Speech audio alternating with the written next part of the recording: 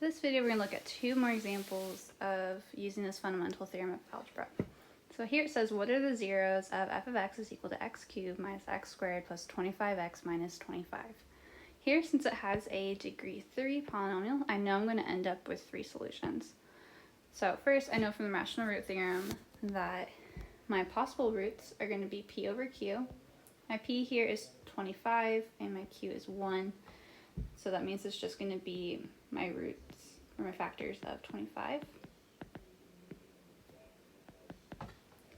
which are 1, 5, and 25. So first I'm going to go ahead and test 1.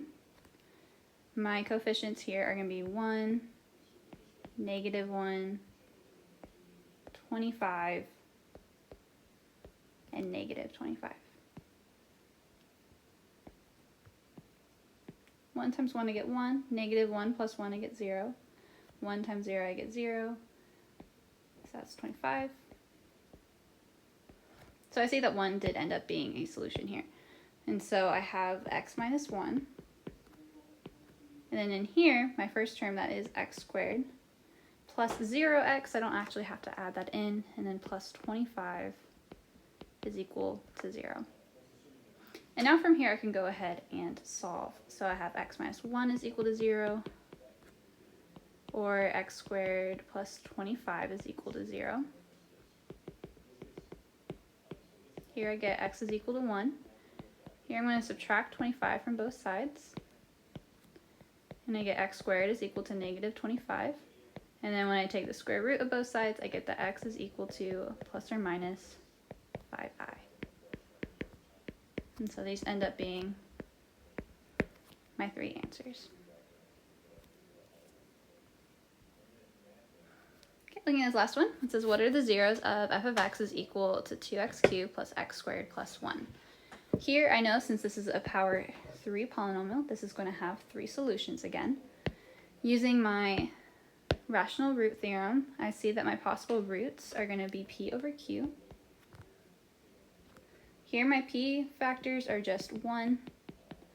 My q factors are 1 and 2. And so that means that my possible roots are going to be either 1 or 1 over 2. So let's go ahead and try 1 first. Here I need to be careful. I have 2x cubed plus x squared plus 1. I'm missing my x term, so that I can rewrite this to say 2x cubed plus x squared plus 0x plus 1. So my coefficients across here are going to be 2, 1, 0, and 1. So always be careful if it's missing a term that you don't forget to put that 0 placeholder. So bringing down my 2, I have 2. 1 times 2 I get 2. 1 plus 2 I get 3. 1 times 3 I get 3. 0 plus 3 I get 3.